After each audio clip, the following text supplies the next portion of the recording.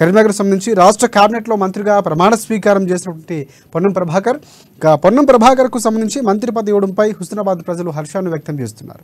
పొన్నం సొంత జిల్లాలో సంబరాలు చేసుకున్నారు కాంగ్రెస్ పార్టీ శ్రేణులు, అలాగే పొన్నం అభిమానులు కూడా. ఇక హుస్నాబాద్ నియోజకవర్గం నుంచి తొలిసారిగా ఎంపికైనటువంటి పరిస్థితి కనిపిస్తుంది. పొన్నం ప్రభాకర్ సంబంధించి పూర్తి అప్డేట్స్ ఏంటి, అక్కడ ఉన్నటువంటి పరిస్థితి ఎలా ఉంది చెప్పండి శ్రీకాంత్.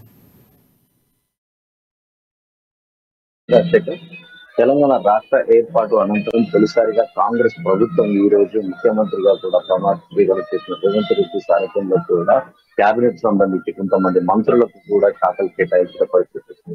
ముఖ్యంగా ఇటు ఉమ్మడి కరీంనగర్ జిల్లాలోని ఇద్దరికి కూడా స్థానం కల్పించడం పట్ల కూడా జిల్లా వ్యాప్తంగా కూడా కాంగ్రెస్ పార్టీ శ్రేణులతో పాటు స్థానిక ప్రజలంతా కూడా హర్షాతిరేకాలు వ్యక్తం చేస్తున్న పరిస్థితి.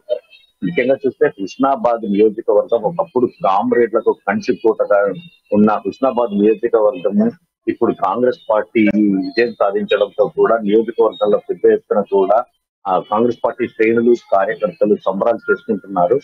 స్పీచ్లు తినిపించి బాణాసంచా పేల్చి తమ నియోజకవర్గం నుండి ఎంపికైన బీసీ కోటాలు అంటే బీసీ వ్యక్తి అంటే తెలంగాణ రాష్ట్ర సాధనలో భాగంగా కూడా పోరాటాన్ని వీరోచిత పోరాటం చేసిన అంటే దాదాపుగా ముఖ్యమంత్రి అప్పటి ఉమ్మడి ఆంధ్రప్రదేశ్ ఉన్న ముఖ్యమంత్రి కిరణ్ కుమార్ రెడ్డిపై కూడా తీవ్ర వ్యాఖ్యలు చేస్తూ కూడా ధిక్కరించి కూడా ముఖ్యమంత్రిని కూడా బేఖాతరు చేసి తెలంగాణ పార్లమెంట్ లో కూడా తెలంగాణ కోసం పోరాడిన ఏకైక బీసీ బిడ్డగా కూడా ఈ పొన్నం ప్రభాకర్ కి స్థానం ఉంది. అయితే ఈ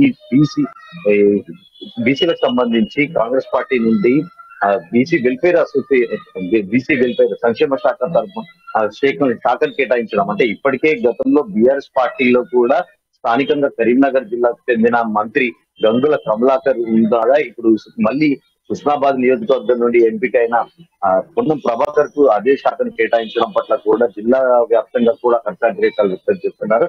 ఇకపోతే విద్యార్థి దశలో కూడా ఎన్ఎస్యుఐ లో కూడా వీరోచిత పోరాటం చేసి అంటే ఎన్ఎస్యుఐ నుంచి కూడా అంటే విద్యార్థి దశ నుంచే కూడా పొన్నం ప్రభాకర్ తన పోరాటాన్ని అంటే ప్రతి అంశంలోనూ కూడా ప్రభుత్వ వైఫల్యాలను కూడా ఎక్కడికక్కడ ఎండగడుతూ కూడా ఒక పేరు సంపాదించిన అంటే కాంగ్రెస్ పార్టీ విధేయుడుగా కూడా ఆయన ఇప్పటికే ఉన్నారు. ఉద్యమ సమయంలో కూడా విభజన పోరాటం చేసిన పొన్నం ప్రభాకర్ ను స్థానిక ప్రజలంతా కూడా మెచ్చుకుంటున్న పరిస్థితి.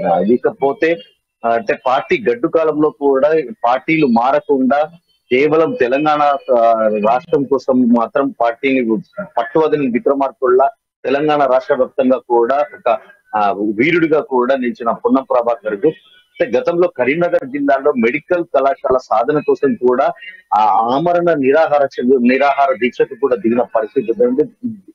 ప్రతి అంశంలోనూ కూడా తెలంగాణలో దాదాపుగా ఏ ప్రాంతం నుంచైనా కూడా ఒక అంశాన్ని లేవనెత్తి దానిపై వీరోచితంగా పోరాటం చేయడంలో పొన్నం ప్రభాకర్ ఒక అందవేసిన చేయని చెప్పవచ్చు. అంటే స్థానికంగా ఒక బీసీ నేత అవ్వడం పట్ల కూడా స్థానికంగా కూడా పెద్ద ఎత్తున కూడా వాళ్ళంతా హర్షం వ్యక్తం చేస్తున్న పరిస్థితి.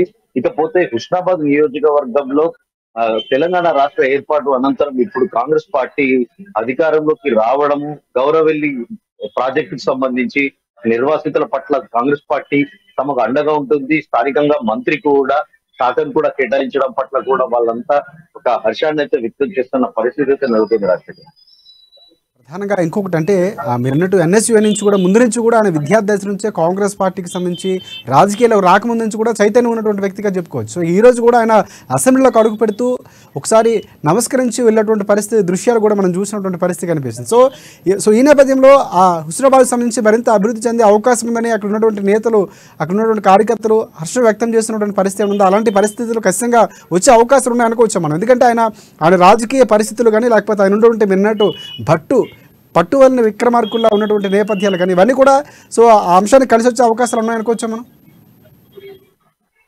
తప్పకుండా రాజశేఖర్, గతంలో కూడా కరీంనగర్ నుంచి ఎంపీగా గెలుపొందిన కాంగ్రెస్ పార్టీ ఎంపీ అభ్యర్థిగా కూడా గెలుపొంది కరీంనగర్ నియోజకవర్గానికి పెద్ద ఎత్తున కూడా అంటే స్థానికంగా పాస్పోర్ట్ సేవా కేంద్రంతో పాటు కరీంనగర్ టు తిరుపతి రైలు అంశంలో కానీ ఏదైతే మెడికల్ కళాశాల సాధన కోసం కానీ అంటే తన నియోజకవర్గంలో ప్రధానంగా అభివృద్ధి కోసం ఎప్పుడు కూడా నిరంతరం కూడా కృషి చేస్తుండే పొన్నం ప్రభాకర్ ఖచ్చితంగా తమ నియోజకవర్గాన్ని అంటే ఈసారి హుస్నాబాద్ నుండి పోటీ చేయడం పట్ల అక్కడ స్థానిక ప్రజలంతా కూడా హర్షం వ్యక్తం చేస్తున్నారు. తమ నియోజకవర్గం ఆ అభివృద్ధికి ఆమడ దూరంగా అంటే తెలంగాణ రాష్ట్రం ఏర్పడి ఇన్ని సంవత్సరాలు గడిచినప్పటికీ కూడా ఎలాంటి అభివృద్ధి జరగలేదని చెప్పేసి వాళ్ళంతా ఇప్పుడు కాంగ్రెస్ పార్టీ ఆధ్వర్యంలో ఖచ్చితంగా పొన్న ప్రభాకర్ మంత్రిగా ఉండడం పట్ల కూడా తమ నియోజకవర్గం ఇంకా శరవేగంగా అభివృద్ధి చెందుతుందంటూ కూడా వాళ్ళు ఇప్పటికే సంబరాలు కూడా చేసుకుంటున్న పరిస్థితి అయితే ఉంది. అంటే పొన్నం ప్రభాకర్ కు ఏదైతే పార్టీ అధిష్టానం పట్ల కూడా ఒక ప్రత్యేక గుర్తింపు కూడా ఉందని చెప్పొచ్చు. సోనియా గాంధీ గాని, రాహుల్ గాంధీ గాని, ఇటు రేవంత్ రెడ్డి గాని అంటే ప్రతి ఒక్కరు కూడా అభిమానించే వ్యక్తిగా కూడా పొన్నం ప్రభాకర్ ముందు వరుసలో ఉంటారని కూడా చెప్పొచ్చు.